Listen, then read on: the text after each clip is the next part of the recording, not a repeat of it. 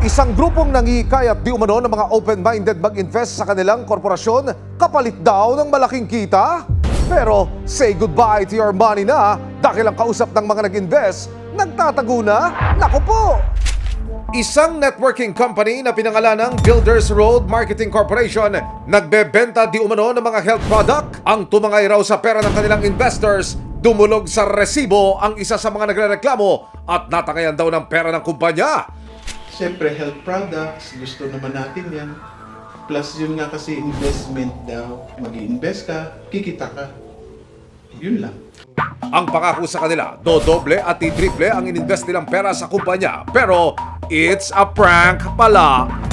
Per account, pagkadating ng 9 months, babayaran kami ng 1.280 per account. Ilang investment po na accounts ang kinuha? 8. Gano'ng karami itong nailabas nyo para sa kumpanyang ito? I think 388. Sa account ko, mga 8 million. Bukod pa sa may bebenta, may freebies din silang nakukuha mula sa kumpanya in exchange of their membership. Sosyal! Premium membership ang PEG. A portion ng binayad mo sa isang account ay meron silang product na binigay. 10% of that tatanggapin mo one buwan. Pwede ibenta kung gusto mo. Pero nitong 2020, naging sketchy daw ang company at ni minsan hindi nakapag-payout si Ma'am. At maging ang owner o CEO na si Yvonne Ruelias, tuluyan na ring ng ghost. Naku po! Missing in action. Nung malapit na kasing due date, bale. So, syempre, nagpapalo ka. Ano na, ang comment is because pandemic, may mga delay daw sa mga transaction sa bangko, may parang malilate. 1 or 2 months na may adjustment. Pero, hindi na sila makontak. May 2020, yun na, hindi ko na sila makontak.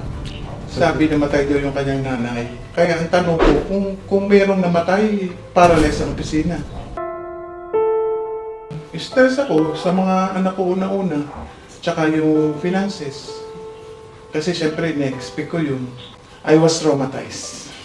Sinampahan ng patong-patong na kaso ng syndicated estafa si Yvonne Ruelias. Tinagurian din siyang most wanted ng PNP sa city, regional at provincial level. Wow! To the highest level ah! Ilang taon din siyang hinarap ng mga otoridad hanggang sa makatanggap ng tip ang Philippine National Police, Criminal Investigation and Detection Group, Detection and Special Operations Unit o PNP-CIDG DSOU na nagtatago raw sa probinsya ng Abra ang suspect. Ayun si ate, nakita ko na si ate. Sa bintana. Oo, nakita ko na. Sa'yo? Oo, nakita ko na. Nakakuha kami ng informasyon na yung ating suspect ay nasa site dyan sa part ng Marikina. So, binirify ng ating mga team kung nandun nga siya.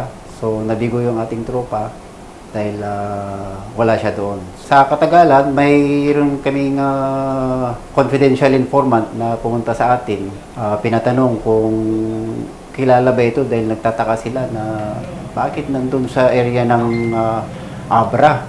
Wala na silang inaksayang oras kasama ang resibo.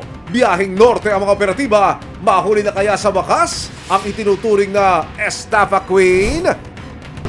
Tinaguri ang Estafa Queen dahil sa patong-patong na kaso ng estafa, inirereklamo ng kanyang mga biktima. Umabot daw ng milyong-milyong piso ang tinangay niya sa mga investor ng kumpanya. Pagkadating ng 9 months, babayaran kami ng 1.280 per account. Ilang investment po na accounts ang kinuha? 8. Gano'ng karami itong nailabas nyo para sa kumpanyang ito? I think 388. Sa account ko, mga 8 million. Isa rin siya sa most wanted ng PNP. Actually, yung warrant niyang 6 doon, no bail yun. So, listed siya as number 1 most wanted ng regional level, provincial level, municipal level, at saka city level. Hanggang sa makatanggap ng tip ang mga otoridad na nagtatago sa Abra ang suspect. So, agad bumuo kami ng isang tracker team para bumiyahe purposely, huliin siya dun sa isang liblib na lugar ng Abra. Kaya nito lang October 12, 2023, sa bisa ng 7 warrant of arrest laban kay Yvonne, agad na nagtungo ang Philippine National Police, Criminal Investigation and Detection Group, Detection and Special Operations Unit o PNP, CIDG, DSOU sa Abra para hulihin ang suspect. Pagdating sa Abra, agad na isinagawa ang briefing at planning sa paghuli sa suspect. Dumiretso na ang mga pulis sa target location. Kahit sa likod ka tumakbo, okay lang yan. Okay lang yan kasi ang maano lang natin, huwag nang makapasok ng bahay, yun lang po pinaka-focus natin. Hindi na siya makapasok sa loob ng bahay. Tara, tawagan mo, sabihin mo, pwesto tayo sa malapit. Pagdating sa lokasyon, nagmanman muna ang mga otoridad. Ngayon yung kapilya, bago dumating sa kanya. Ayan, ito yung bahay ng target, sir. Ito. Yan yung malaki na kulay pulang bubong. Ilang sandali pa, isang babae ang nakita sa bahay. Ayun si Abby. Nakita ko na si Abby. Sa bintana. Siya yun. Positive! Siya na ang suspect. Isang asset ang bumaba mula sa sasakyan ng operatiba at pinuntahan ng bahay.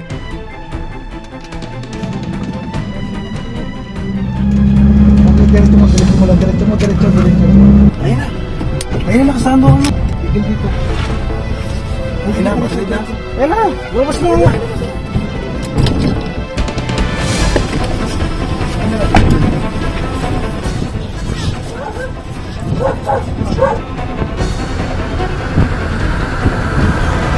Dede, dito ka, mga pulis mo kami. Posas. Mga pulis po kami ha, taga-save dito sa programa po kami. Alam niya naman po siguro kung ano yung naging natin yun. Pero biglang nagpalusot pa si ma'am. Nagulat daw siya sa kaso niya. Surprise! Ang wrong time lang po lang lahat. Ngayon, kami naman po ay save lang ang warrant. Ibang Rueles, na-arrest ako po namin saka syndicated estafa na Regional Trial Court, Branch 278, Mandaluyong City. Babasahan ko lang po kayo ng inyong saglit lang po. Saglit lang po. Ang unang binasa niya po sa inyo, Mandaluyong City po. Mandaluyong po, sa kasang Papa. Pangalawa po, Pangalawa.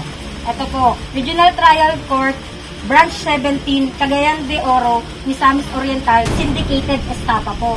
Regional Trial Court, wait lang po. Branch 38, Cagayan de Oro, Misamis Oriental, Syndicated Estafa, under 315 po. Sa kalagitnaan ng pag-aresto, si ma'am may special request pa. Wait lang po, patapusin lang po natin.